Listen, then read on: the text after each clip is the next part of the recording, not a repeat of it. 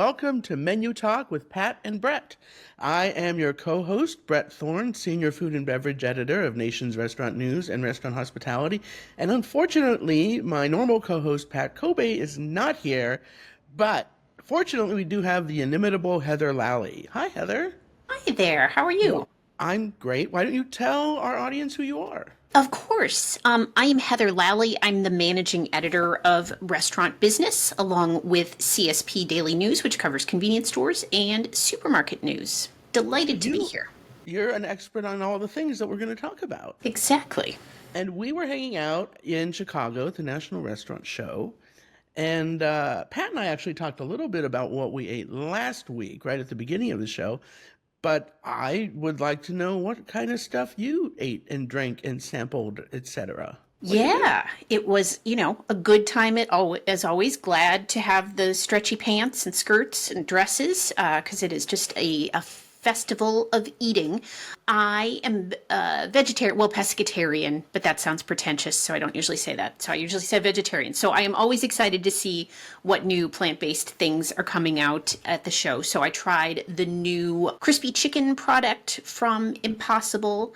I had a super tasty breakfast sandwich from Impossible that used a little just egg patty in addition to their sausage, and then they made it even better by adding a crispy hash brown. And that just egg is pretty good. I am a skeptic of, Yes.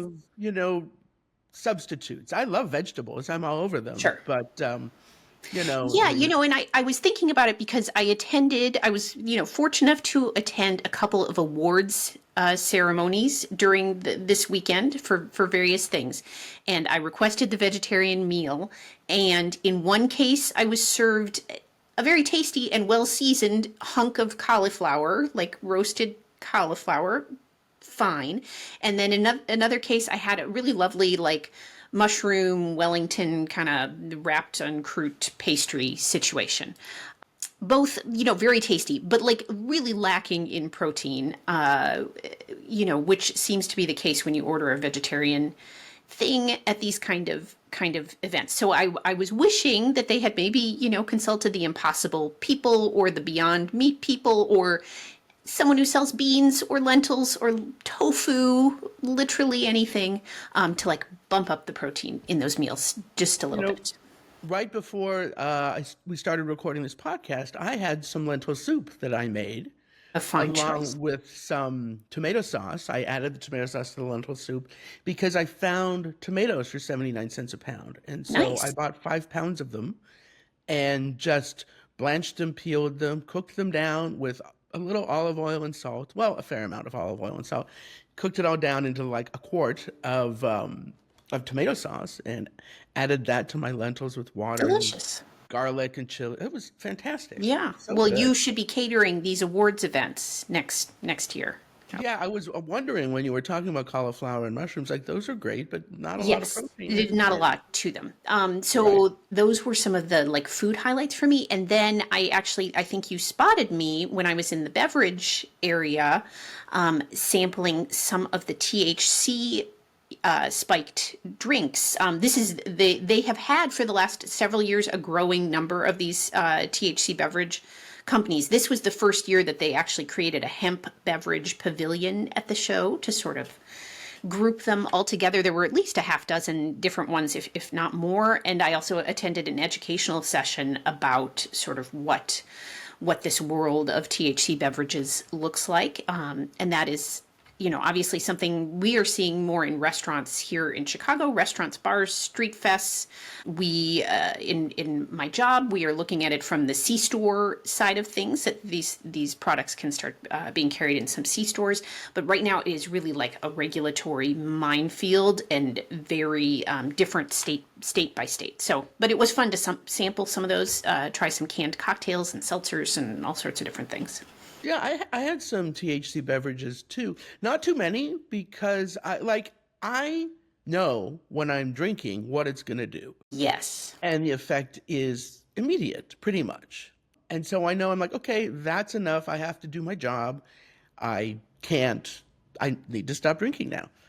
With THC, I'm antisocial on THC. So I just sort of stare at the wall and don't function that well. And it takes a while to kick in. So I don't know how much I've had. So I tried the THC stuff and the CBD stuff. I got nothing, no qualms against trying CBD stuff, but the THC, obviously, I was judicious. Yes, Um, maybe not the best venue for experimentation, right. probably the restaurant show. But and yeah, the regulatory issues with cannabis are weird, and the fact that you can take hemp, which is, has the same cannabinoids as THC, but you take hemp and you just concentrate it a lot, you get the same effect, but then it's legal because you used hemp instead of cannabis. Does that sound right to you? Because I'm not an expert on this sort of Well, thing. yes, it is a provision of the 2018 Farm Bill that was built in to allow the sale of hemp containing products. And I believe they can contain no more than 3% by weight, the like psychoactive ingredient. That is my understanding. So that's why the beverages have become so prominent and so popular, because obviously the weight of a beverage is going to be a lot more than like a little gummy or something. So you can pack in a little bit more in there. Well, you can concentrate the hell out of that hemp Yes. stuff, so it has the same amount of psychoactive compound. You just have to cook it down or whatever you do, concentrate it Yeah. somehow. So there's, a lot of interesting questions about, what consumers are wanting in that space. But it was fun to try like some different flavors. I feel like we have, really branched out to some sort of like interesting canned cocktails and things with like interesting flavor pairings. And this is sort of like the second generation of these drinks, I think, that we're seeing. So that was fun. Yeah, I enjoyed that too. It was a fun show. And those, I didn't have the Impossible Chicken at the show, but it was submitted for a Fabby Award, of which Nice. Pat and I are judges, and so I Yes. sampled it. It was pretty good. Yeah. As a meat eater, I'm gonna eat chicken instead. But it's nice that you non-meat eaters have different options. I certainly Right. support that. I agree. There was some interesting activity in menu innovation this week, especially some appetizers that I was intrigued by. And it makes sense for restaurants to be adding appetizers because that's like, you don't say, oh, I don't think I'm going to have a burger. I'm going to have like an appetizer. It's an add-on. It's incremental sales, just like beverages.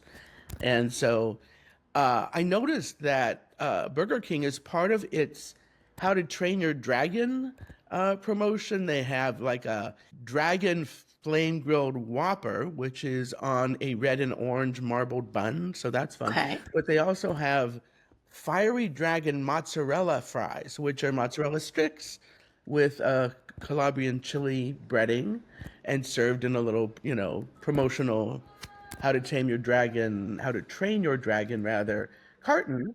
But it's an appetizer. Yeah. And That's fun. then Outback Steakhouse I think it's trying to copy Chili's because they just came out with some fried mozzarella boomerangs. Mm-hmm. And you know how well Chili's has done with their Yes. viral fried Moz. Peaceful. Oh, I've Yes. even done that. And people like to I see that. I was just I took my daughter to Shake Shack yesterday, 2 days ago. It was her birthday, and you can get a free shake at Shake Shack for your birthday if you're a member of Oh, the that's rewards neat. thing. So she claimed her free shake. I also noticed that they just introduced fried pickles as their like appetizer offering. I am the only pickle eater. She would not have shared them with me, so I did not get myself a full order of fried pickles, sadly, though I do love them and they looked pretty tasty. But yeah. Heather, were you looking at my notes? Because I was just about to Oh, mention that's funny. fried No, I pickles. just can I can read your mind. I can read your I mind. love that. We're syncing, and I think that's fantastic.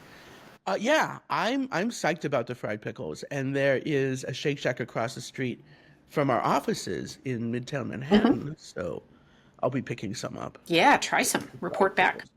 I also had pickled cheese curds on the restaurant show floor, which Good. So is it like where does the pickling come in? it's in. Well, you know what? That's a good question. I think they soaked the cheese curds in pickle brine and then breaded it. Okay. That's what it tasted like. They could have put the pickling flavors in the breading, but I don't think so. I think they Okay. That sounds pretty brine good. How were curds. they? really good. Yeah, I mean, and so on trend. People like cheese curds. I mean, fried things are not on trend. They're just everywhere all the time Yes. because we love fried things. But then you add pickling stuff, and the kids really like the sour stuff, but not your daughter. She's not into pickles. She's not a pickle fan. No, but That's her okay. loss. Yes. There was also a fair amount of beverage innovation this week, which you would expect because just like with snacks, you beverages are incremental in sales. Although not necessarily at Smoothie King because they sell smoothies, and they just came out with a bunch of hydration smoothies with watermelon and pineapple and mango and berry. And that sort of, as I'm thinking about it, it dovetails well with their special GLP-1 smoothies Yes. that they introduced last year, I think. And I just wrote about GLP-1s and how they affect what people want to eat, and they crave juicy, like hydrating things like watermelon and cucumbers and stuff like that. So, Yeah, and of course, watermelon is always good in the summer. that So, chain in particular seems like really plugged into the pulse of sort of like consumer dining habits right now. I keep waiting for more to jump on the GLP-1 train, and I haven't seen too many just yet, but I'd be yeah, curious how those smoothies are performing for those guys. yeah, that's the only like GLP-1 specific Hmm. like underlined and named. Although I'm sure other chains are doing it more subtly. But yeah, Smoothie King's whole shtick is to categorize their items based on what they're doing for you. So some are for weight loss, some are for your post-workout fitness, whatever it is. Some are for hydration or for weight loss, and I mean they understand that people drink smoothies, sure for fun, but also because they're on a mission. Otherwise, they might sit down and eat a meal. Exactly. What else have you seen going on lately in food and beverage? Well, I was, you alluded to it, but I was struck on the show floor by it just seemed like there were more beverages than usual and more interesting beverages. So, like, so much boba. So many places had boba was everywhere. My colleague Joe Guskowski wrote a little story about dirty sodas that were being presented at the Coke booth and at the Pepsi booth. I had a crazy drink at the Pepsi booth that was like Pepsi Zero, but then with some sort of coconut situation and like coconut, little sweet coconut chips, and then like little mini marshmallows and like some sort of cold foam or like sweet cream. This was something that is way outside my typical wheelhouse because I'm not really a sweet beverage drinker. And it was like pretty tasty, but the trouble is how do you eat all these bits and bobs in a beverage? Like I couldn't, it was hard to pick up the slivered coconut pieces and the weird little marshmallows. I think they need some like a new utensil. It was a little scoopy straw, but like wasn't really working very well for me. I really like I don't even know if Starbucks has them anymore, but they used to have the big fat green straws, Yes.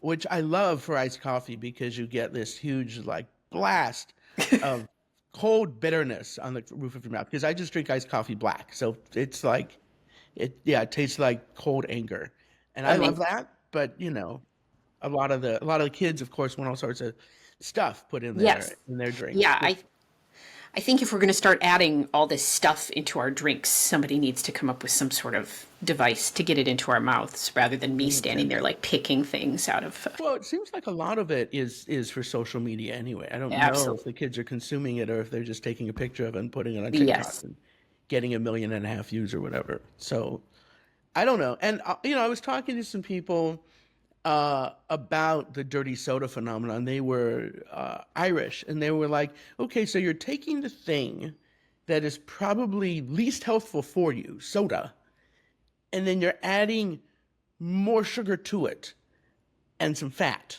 and making it worse for you." And I hadn't really thought about it that way, but it is sort of, Party poopers. They are party poopers. yes, sure. The Pepsi folks were doing it with Pepsi Zero, so at least the base thing, had no sugar or calories. But yeah, obviously these are indulgent. I mean, it's like we saw with crazy coffees with all the syrups and all the foams and all the whipped cream and stuff. It's this, it's the same idea. It's more of a dessert maybe than a refreshing beverage. But Yes. Although Nicole Tanner, the founder of Swig, which kind of got the ball of this rolling, her dirty soda is also diet soda, I believe, with sugar-free coconut cream added, and that's her favorite thing, and some lime. So you can do it in a relatively abstemious way that still is satisfying yeah, and and less I'm worrisome. back to the GLP-1 thing. I'm not a GLP-1 user, but I do like to eat a certain amount of protein, as I mentioned before. So I sometimes take one of those like Fairlife protein shakes and mix it with a Diet Coke or like an orange zero sugar orange soda, which is super tasty. So I keep waiting to see more chains appeal to like more health focused folks with those kind of things because they're very tasty and Yeah, well, what we need is more people who don't just say they want things that are good for them, but actually eat them. purchase them. Yes. Yeah, and then because there's so much talk about people wanting more healthful items, but then they go and get burgers and fries and a shake. Yes. And but I've even seen studies where if you put a salad or whatever on the menu, it makes your customers feel better about you and better about themselves. It's like they look at your menu and say, "Oh, that's great that you have a salad, and I will have a salad next time. But right Amazing. now, I'm gonna have burgers, fries, and a shake." That's fascinating. I But like that. yeah, but if it brings people into the restaurant, fine. And if not a lot of people buy them, you still have it. And of course, there's the famous veto vote where if you have a party of six and somebody wants a salad, have a salad, or none of those six people will go to your restaurant. Okay, so that's what's been going on with food these days. And now I would like to introduce my guest for this week, who is Susan Bae. She's the pastry chef of Moon Rabbit in Washington D.C. It's a Vietnamese restaurant. She is a Korean American from Los Angeles, and likes to bring in a variety of different Asian elements to her desserts, and they also tend to be rather savory. And I asked her, what if somebody just wants, like, a chocolate mousse or something? And she basically said, well, then they came to the wrong restaurant. You are the executive pastry chef of Moon Rabbit, huh? That What's is correct. what's that like? What is it like? It's a lot of fun because I get to do what I love and also have an amazing team that I can connect with. Um, And when did you start there? so I started with Kevin initially when we were at the wharf. So that was post-pandemic. I was 2021. Yeah, and we've been together ever since. Great. And I've interviewed Kevin. He was on the Mm-hmm. predecessor of this podcast. We've since Absolutely. rebranded, and I liked him. And you guys have relocated, right? We are now in Penn Quarter. Yes, relocated into Penn Quarter. So let's talk about your pastries. What Of kind of course. stuff are you making these days? Right now, I am making. I like to. I'm kind of known to use a lot of savory ingredients, like out of the ordinary things. So on the menu right now, we have our three popular, which is our seaweed dessert, our durian dessert, and our green curry dessert.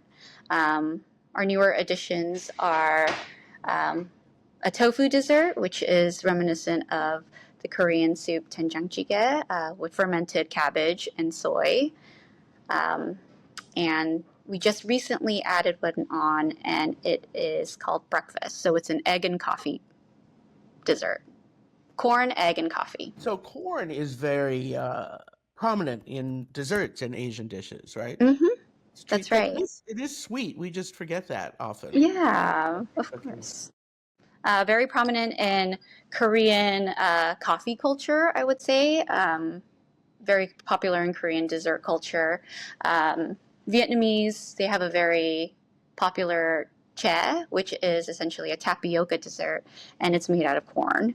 And that dessert is kind of a bridge between myself, the heritages of myself and Chef Kevin, and our other partner, Chef Judy, who is Filipino.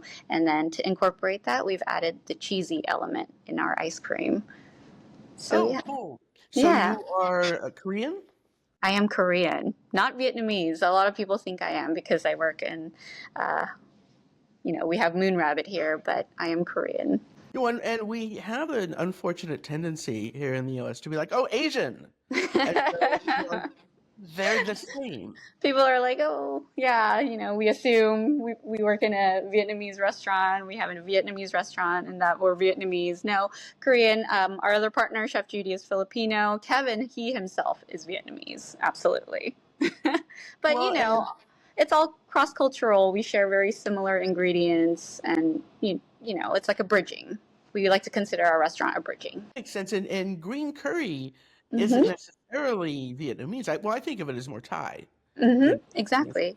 Yeah, it is more Thai. I think the notes in a curry, though, they have very similar spices. Yeah, again, we take influences from different Southeast Asian cuisine and cultures and bridge it together here at the restaurant. So, not strictly Vietnamese.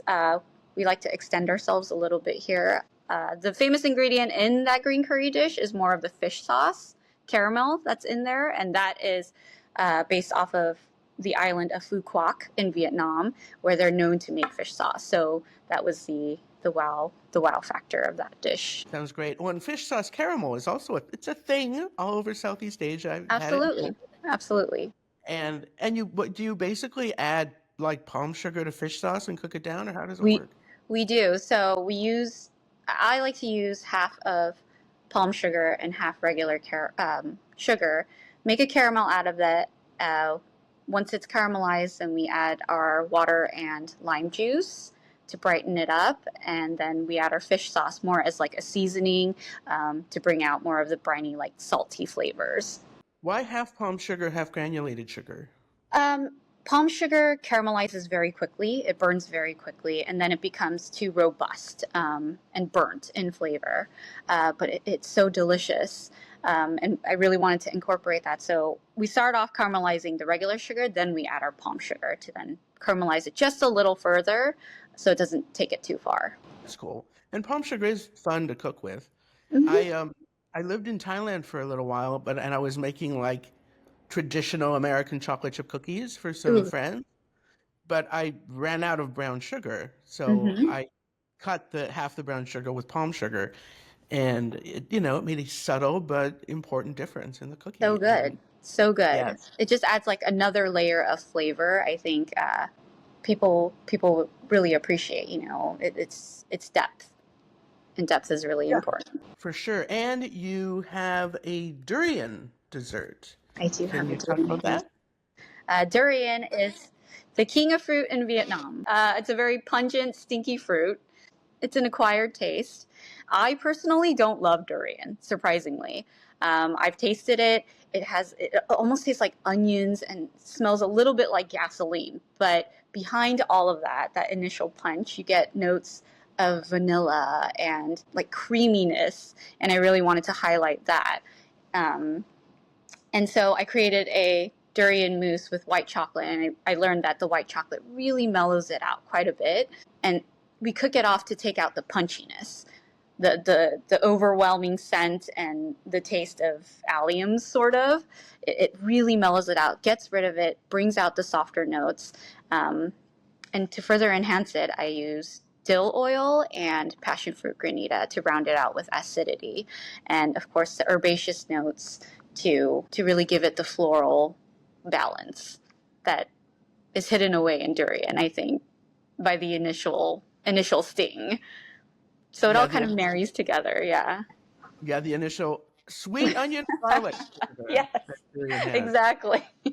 and that smell of danger or whatever. Yes. Like it's like, Mm-hmm. what's It's happening? terrifying. It hurts. Oh, It hurts. but dill, that's an interesting Yeah.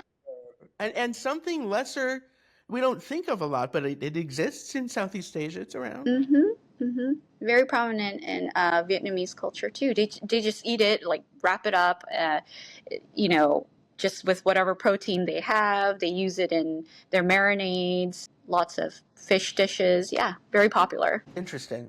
Mm-hmm. Um, yeah, I it took me 3 tries to like durian. I What crossed you over? 3 tries. That's very. I think I've. Yeah, after the initial try, I was like, "Ooh, never again." What crossed you over? Well, as I mentioned, I lived in Thailand for a while, so I had durian Mm-hmm. there. And then my mother and brother and I came to visit me. We went to Cambodia. Hmm. And so I had them try durian in Cambodia, and they were like, no, thank you. And Penang, which was great because we bought this whole huge durian Yeah. and we tried it a little bit, and then we gave it to the hotel staff, and they loved it. They were, Yeah. they were so delighted. Yeah. Like, But yeah, it's a wonderful luxury ingredient, so hmm. they loved it. But then I went to Malaysia. I was in Penang during the height of durian season, so Hmm. I got the best durian. And Ooh.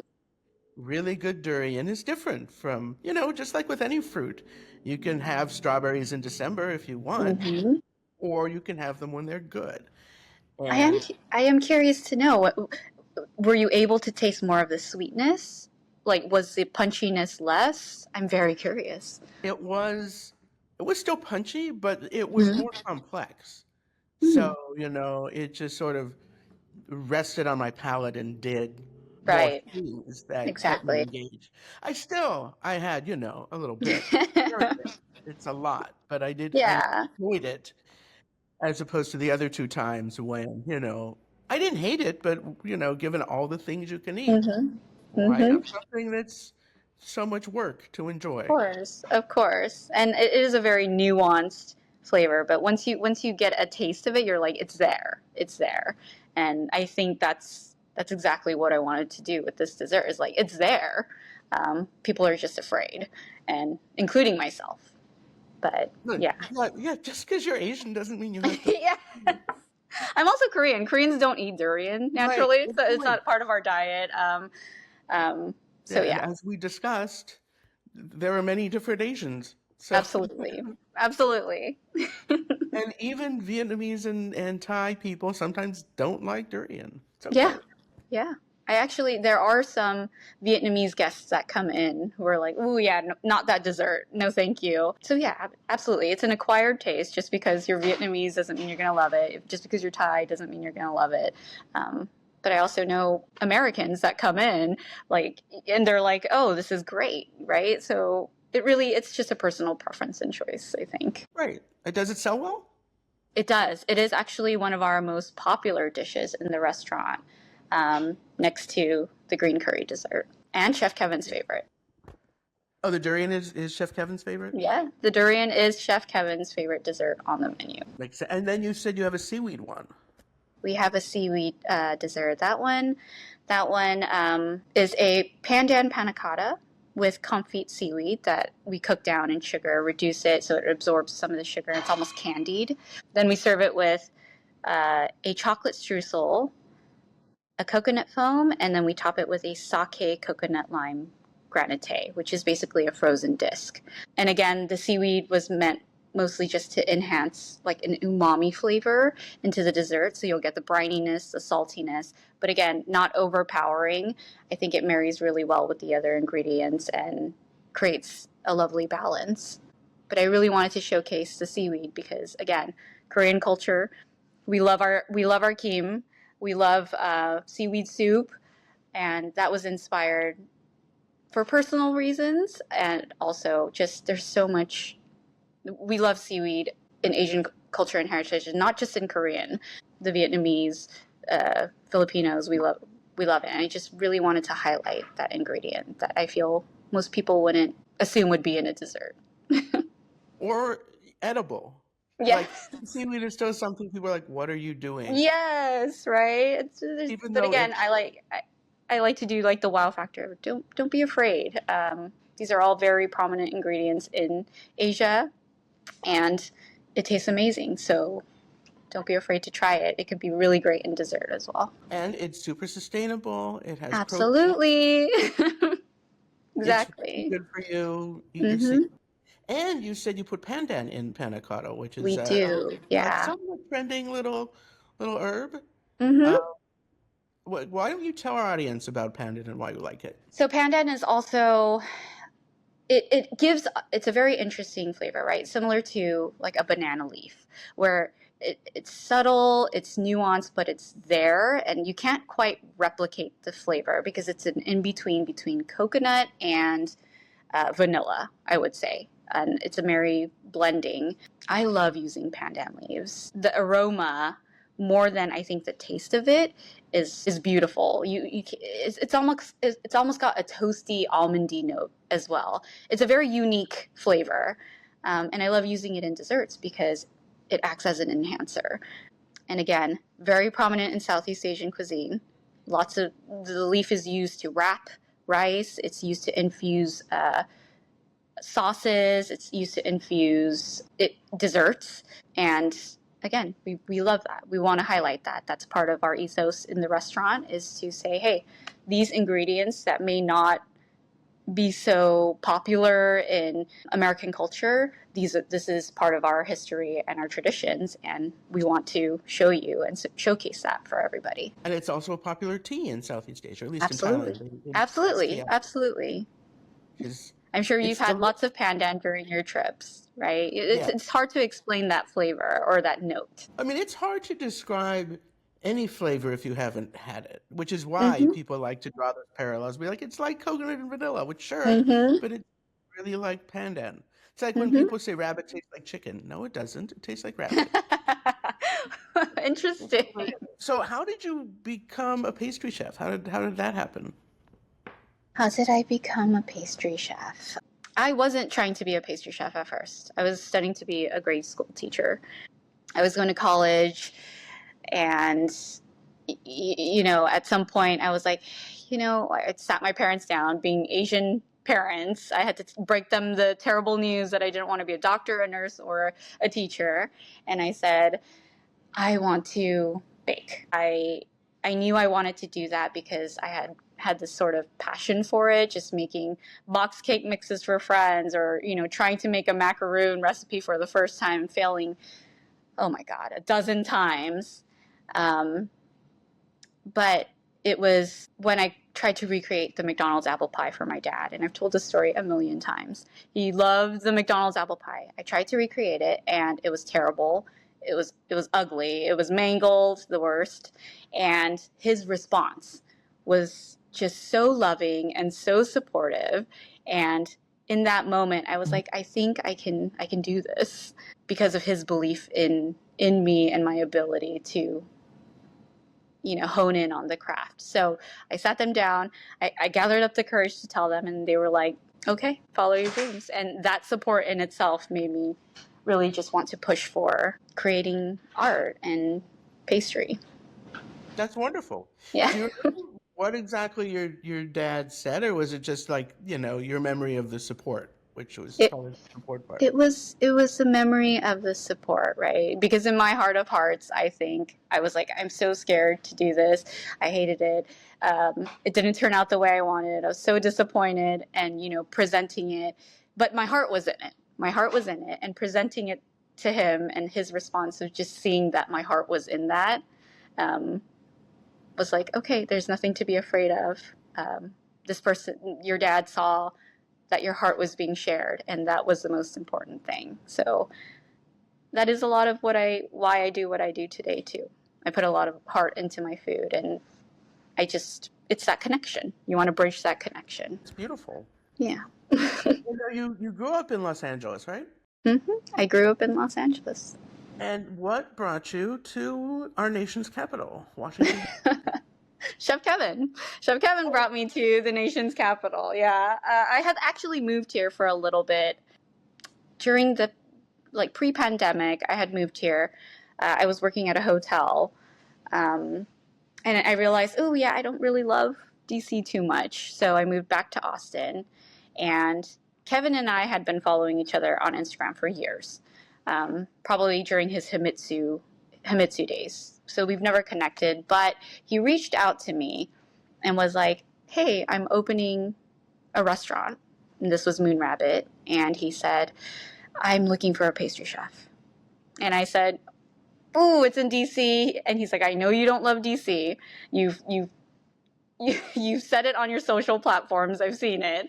I would really love for you to come, and we could work together. It would mean a lot. And he took this tremendous risk. He didn't even want a tasting. He didn't want me to come and, interface with him in person. He was like, I just trust and believe that you are the person for this. And I think, again, me loving the belief and the faith that somebody is taking on me. I was like, this is something that this person is taking a chance on with me, and I really want to step into that role and be that for him too. And so here I am in DC, and we've stuck together ever since. It was probably one of the best decisions I've made, and That's we lovely. have a wonderful friendship out of it.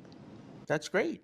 Well, Yeah. it sounds like, many people go into the restaurant industry Hmm. have to struggle or work hard to find their way. And I'm sure you've worked hard and that you've struggled, but the fact that, you got support from your parents and Hmm. found a chef who trusted you implicitly is really lovely. Yeah, I think that's really powerful, right? You wouldn't think, I think a lot of people do what they do with the help and support of others, right? We can have the initial push to do it, but it's really the support and the belief of others that fuel um, the passion and the willingness, and it's so important. I think, yeah, if I didn't have that, I don't know if I would have had the confidence to move back over here and do it all over again, or even stick through in this career. It takes a lot of personal willpower, but it means something special when others are supporting you and backing you up behind that. It's crucial, I think. And that probably, I imagine you also do that in your own career as Yeah. executive pastry chef. Yes, of course. I don't know if you know a little bit, but about this, but I purposely hired an all-female team at Moon Rabbit here because I understand the struggles of what it's like to be a woman in the industry. It's different, right? It's a brute environment, and we are forced to be very assertive and very focused, and it's a manly world. I wish growing up in the industry or learning in the industry, I wish I had emotional support to the best of, I wish I just had somebody who understood what it felt like to be a woman in the kitchen. And I understood how important that is. So when I created this team, that was important to me, to have that support system of women who are in this sort of environment together. And guess what? We get to help each other at the same time and co-create a team that feels safe. That's great. So what if a customer at Moon Rabbit just wants, like, I don't know, an apple pie or a chocolate? Are they out of luck, or do you give them a cookie, or like what happens? We don't just have cookies or apple pies on hand. No. If a customer really wants it, I guess they could come in and request something and say that it would meet, it's really special to them. And of course, just tug at my heartstrings. I will come up with something. Or we also have the option for special orders. So any special orders of cakes, cookies, we also do caterings if people request. Those are great ways to get your apple pie from the restaurant. But in terms of just walking in, we've got our dessert menu.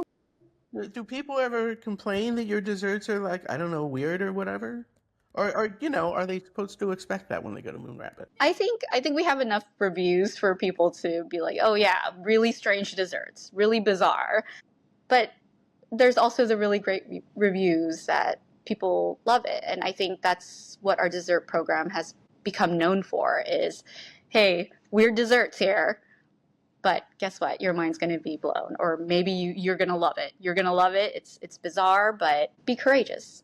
I mean, they're ordering durian dessert, so you're doing your job. Yeah. Did we talk about the fermented cabbage and soy dessert yet? I don't think We did have. not. We did not. So I don't know. Are you familiar with 된장찌개 at all? It's like the Korean fermented soybean soup. I mean, I've had Korean soybean soups and stuff, so probably. Yeah. Korean So vocabulary is small. very comforting Korean dish. Very comforting. Very near and dear to my heart. My mother used to make it for me all the time as a kid. Hated it as a kid. Miss it all the time now as an adult. So I really wanted to recreate that.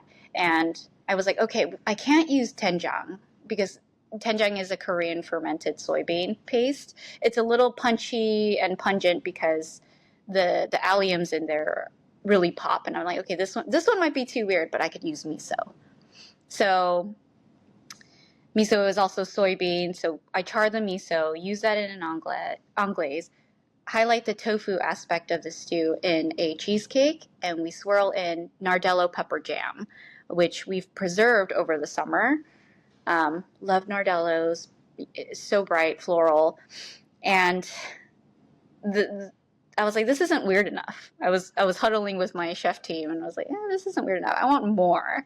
And so Chef Minsu, he's really big on fermentation, and he fermented cabbage, dehydrated it, and we use that dehydrated cabbage into our streusel.